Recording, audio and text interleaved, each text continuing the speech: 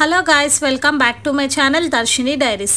ఈరోజు వీడియోలో వైకుంఠ ఏకాదశి సంబరాలు యాదగిరిగుట్టలో ఎలా జరుపుకున్నారో మొత్తం కూడా చూస్తారు. అలాగే ఈ వైకుంఠ ఏకాదశి అసలు ఎందుకు జరుపుకుంటారు, ఏ మాసంలో వస్తుంది, దీని ప్రత్యేకత ఏమిటి, విశిష్టత ఏమిటి మొత్తం కూడా ఈ వీడియోలో చెప్తాను. వీడియో స్కిప్ చేయకుండా ఎండ్ వరకు చూసి వీడియోకి లైక్ చేయండి.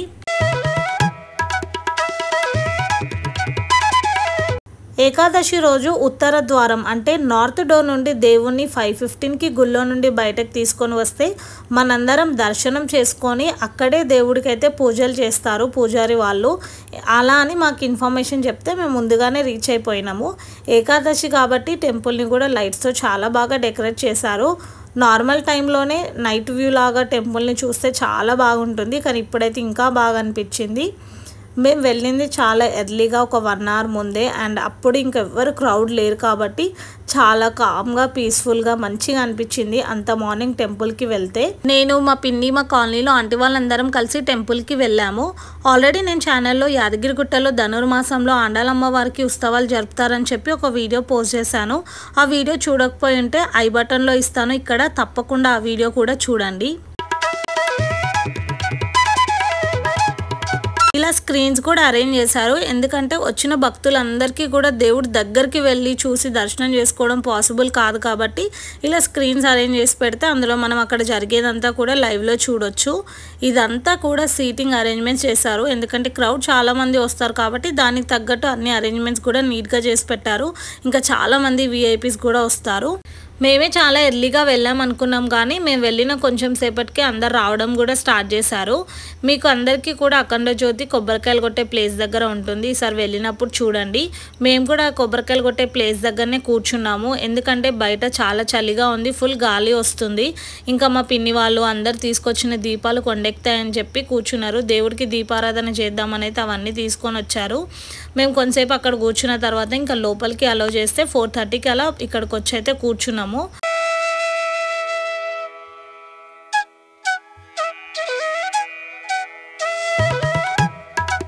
ధనుర్మాసంలో వచ్చే రెండో ఏకాదశిని వైకుంఠ ఏకాదశి అని అంటారు. హిందూస్ అందరూ కూడా ఈ పండుగని చాలా విశిష్టంగా జరుపుకుంటారు. నాకు తెలిసి ప్రతి ఊర్లో ప్రతి గుళ్ళో కూడా వైకుంఠ ఏకాదశి రోజు ప్రత్యేక పూజలు అయితే జరుపుతూ ఉంటారు. అలాగే గుడిని కూడా చాలా అందంగా పూలతో లైట్లతో అయితే అలంకరిస్తారు. ఇప్పుడు మీరు చూసేది మొత్తం కూడా యాదగిరిగుట్ట టెంపుల్. ఈ టెంపుల్కి ఇంతకుముందుకు ఎవరైనా వచ్చారా, అలాగే ఈ వీడియో చూసే వాళ్ళు వైకుంఠ ఏకాదశి రోజు టెంపుల్ని ఎంతమంది విజిట్ చేశారో కామెంట్ సెక్షన్లో కామెంట్ చేయండి. అనుకున్నట్టుగానే ముహూర్తం టైంకి దేవుణ్ణి గుళ్ళో నుండి ఉత్తర ద్వారం నుండి బయటకు తీసుకొని వచ్చారు. కొంచెం సేపు రా వీడియో యాడ్ చేస్తాను, మంత్రాలు కూడా చూడండి.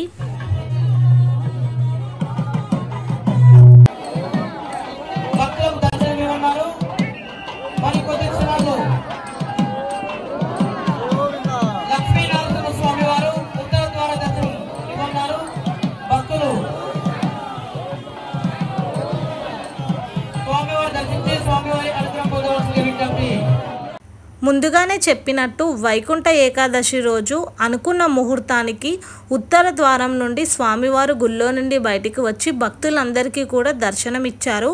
నాకైతే చాలా బాగా అనిపించింది దేవుణ్ణి అలా దర్శనం చేసుకోవడం. మీరు కూడా ఇప్పుడు ఇలా వీడియోలో చూసి దేవుణ్ణి కూడా దర్శనం చేసుకొని మనస్ఫూర్తిగా దేవుణ్ణి అయితే స్మరించుకోండి.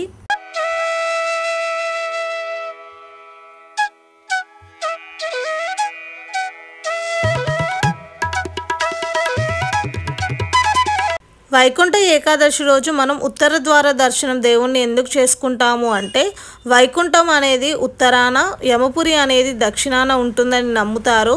పురాణాల్లో చెప్తూ ఉండేవారు, ఎవరైతే శ్రీ మహావిష్ణువుని ఉత్తర ద్వారం నుండి దర్శనం చేసుకుంటారో వారికి ముక్తి కలిగి మరియు వైకుంఠ ప్రాప్తి కలుగుతుందని చెప్తూ ఉంటారు. అందుకే ఉత్తర ద్వార దర్శనం అయితే మనం చేసుకుంటాం.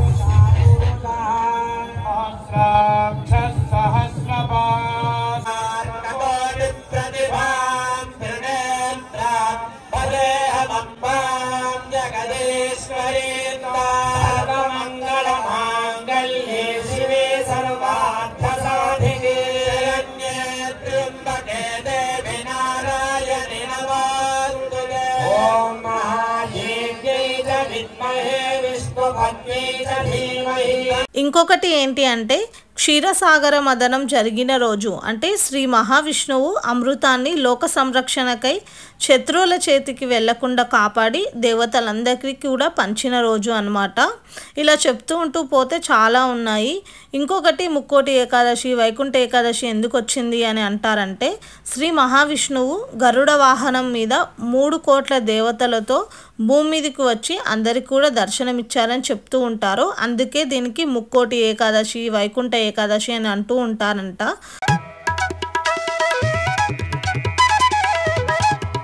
ఆ రోజు భరతనాట్యం ప్రోగ్రామ్స్ కూడా ఉండే, అందుకే వాళ్ళందరూ కూడా రెడీ అయి ఉన్నారు. చూస్తున్నారు కదా ఎంతమంది భక్తులు వచ్చారో. ప్రతి సంవత్సరం యాదగిరిగుట్టలో వైకుంఠ ఏకాదశి చాలా బాగా చేస్తారు. అందుకనే అది చూడడానికి ఎక్కడెక్కడి నుంచో చాలా మంది భక్తులు అయితే వస్తూ ఉంటారు. ఉత్తర ద్వారం దగ్గర పూజ అదంతా కూడా గంటన్నర అంటే ఆల్మోస్ట్ 7 o'clock వరకు చేశారు. పూజ అదంతా అయిపోయిన తర్వాత భక్తులందరికీ కూడా అదే ద్వారం నుండి లోపలికి వెళ్ళి గర్భగుడిలో ఉన్న శ్రీ లక్ష్మీ నరసింహస్వామి వారిని దర్శనం చేసుకోవచ్చు అని చెప్తే ఇంకా అందరూ వెళ్ళి లైన్ కోసం అయితే నిల్చుంటున్నారు. అందుకే ఆ సీట్లు అన్నీ కూడా ఖాళీ అయిపోయినాయి. చాలా మంది రష్ ఉన్నారు, చెప్తే నమ్మరు. కానీ అంత రష్ ఉన్నా సరే దర్శనం అయితే వితిన్ ½ an hourలో చాలా ప్రశాంతంగా అయిపోయింది. తొక్కిసలాట అట్లా ఏం లేకుండా మంచిగా వెళ్ళి దర్శనం చేసుకొని అయితే వచ్చాము. ఇదే ఉత్తర ద్వారం. ఇప్పుడు మీకు లోపల ఇంకో డోర్ కనిపిస్తుంది కదా, ఆ డోర్ లోపల నుండి చూస్తే మనకి లక్ష్మీ నరసింహస్వామి వారు అయితే కనిపిస్తారు.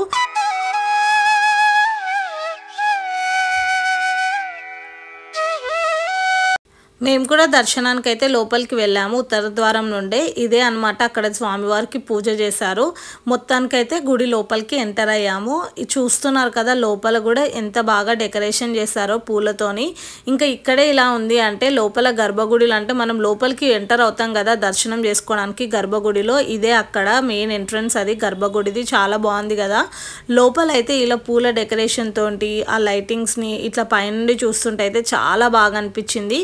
సో మీరు క్రౌడ్ ఎక్స్పెక్ట్ చేయొచ్చు, ఎంతమంది ఉన్నారో వీడియోలో కనిపిస్తున్నారు కదా. ప్రశాంతంగా దర్శనం అయిపోయిన తర్వాత బయటికి అయితే వచ్చాము.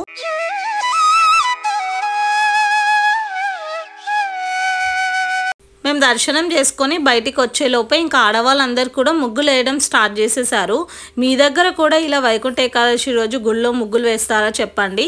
ఎందుకు మేమందరం కూడా ముగ్గులు ఇక్కడ వేస్తున్నాము అంటే, స్వామివారిని ఉత్తర ద్వారం దగ్గర దర్శనం అయిపోయిన తర్వాత గుడి చుట్టూ ప్రదక్షిణలు చేపించి తూర్పు ద్వారం నుండి గుడి లోపలికైతే తీసుకొని వెళ్తారు. ఇదంతా కూడా దేవుడిని ఇక్కడ నుండే తీసుకొని వస్తారు. అందుకే దేవుడు వచ్చే దారిలో దేవుడికి అందరు కూడా ముగ్గులు అయితే వేస్తున్నారు. ముగ్గులు అదంతా కూడా వాళ్ళే దేవస్థానం వాళ్ళే ప్రొవైడ్ చేస్తారు. ఇష్టం ఉన్న వాళ్ళు వేయాలి అనుకుంటే మాత్రం వేయొచ్చు. కానీ అక్కడికి వచ్చిన ప్రతి ఒక్కరు ఆడవాళ్ళు మ్యాక్సిమం ముగ్గులు అయితే వేస్తారు. ఎందుకంటే మనకు కూడా ఏదో ఒకటి సేవ దేవుడికి చేసినట్టు ఉంటుంది అని చెప్పి అందరు కూడా అలా అనుకొని ముగ్గులు అయితే వేస్తారు.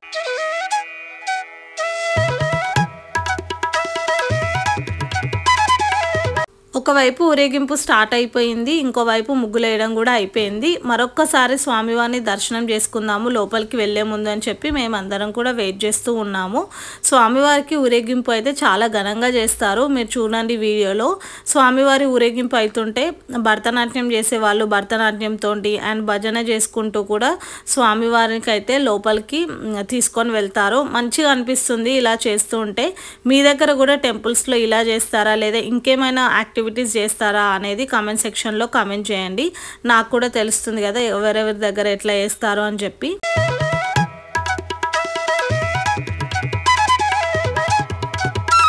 మీరు నేను చెప్తే నమ్మరు కానీ లైవ్లో ఇదంతా చూస్తే చాలా బాగా అనిపిస్తుంది. పిల్లల భరతనాట్యం అండ్ భజనలు చేసేవాళ్ళు భజనలు చేస్తూ డాన్సులు చేస్తూ దేవుడి ఊరేగింపు అంతా కూడా బాగుంటుంది. ఎవరైనా సరే యాదగిరిగుట్ట దగ్గరలో యాదగిరిగుట్టలో ఉంటే మాత్రం నెక్స్ట్ ఇయర్ వైకుంఠ ఏకాదశికి మాత్రం తప్పకుండా యాదగిరిగుట్టకు రావడానికి ట్రై చేయండి. మీరు వచ్చి అదంతా చూస్తే కానీ నమ్మరు ఎందుకు నేను అంతగా చెప్తున్నానని. చాలా బాగా అనిపిస్తుంది.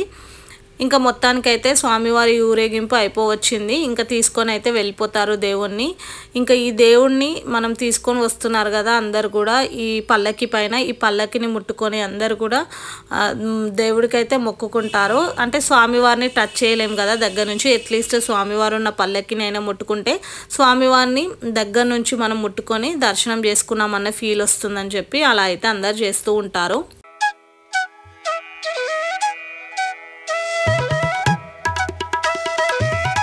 చూస్తుండగానే స్వామివారి ఊరేగింపు అయిపోయింది. ఇంకా దేవుని అయితే తూర్పు ద్వారం నుండి లోపలికి తీసుకొని వెళ్ళిపోతున్నారు. నాకైతే చాలా బాగా అనిపించింది. అంటే ఆస్పీషియస్ డే కదా వైకుంఠ ఏకాదశి అంటే. ఆ రోజు గుడికి వెళ్ళడం, దేవుని పూజ అంతా చూడడం, ఊరేగింపు ఈ మొత్తం కూడా కంప్లీట్గా ఫస్ట్ నుండి ఎండ్ వరకు చూసి దేవుని దర్శనం చేసుకోవడం మంచిగా అనిపించింది. భరతనాట్యం అయ్యే ప్రోగ్రామ్స్ టైంకి అయితే మేము లేము, ఇంకా ఇంటికైతే వెళ్ళిపోయాము. ఎందుకంటే ఎర్లీ మార్నింగ్ 4 o'clock వచ్చాము. ఆల్మోస్ట్ 8 అయిపోయింది టెంపుల్ దగ్గరనే. ఇంకా వెళ్ళాలని వెళ్ళినాము. మీకు జూమ్ చేసి చూపించింది వచ్చేసి లోటస్ టెంపుల్. ఎవరైనా యాదగిరిగుట్టకు విజిట్ చేస్తే వెళ్ళండి. ఇవన్నీ కూడా దేవస్థానం ఆఫీస్ బిల్డింగ్స్ ఇవి. మొత్తానికి దర్శనం ప్రశాంతంగా అయిపోయింది. ఇంకొంచెం సేపు ఉంటే బాగుండు, భరతనాట్యం ప్రోగ్రామ్స్ అవన్నీ చూడొచ్చు అనుకున్నాం. కానీ ఇంట్లో అందరికీ మళ్ళీ వంటలు చేసి పెట్టాలి, ఆంటీ వాళ్ళు ఆఫీస్కి వెళ్ళే వాళ్ళు పిల్లలు అదంతా ఉంటారని చెప్పి ఇంకా వెళ్ళిపోయాము. That's all for this video guys. ఒకవేళ ఈ వీడియో నచ్చితే ప్లీజ్ వీడియోకి లైక్ చేయండి, షేర్ చేయండి, కామెంట్ చేయండి. ఇంకా నా ఛానల్ సబ్స్క్రైబ్ చేసుకోకుండా ఎవరైనా వీడియోస్ చూస్తుంటే ప్లీజ్ సబ్స్క్రైబ్ చేసుకోండి. Thank you for watching. Bye bye.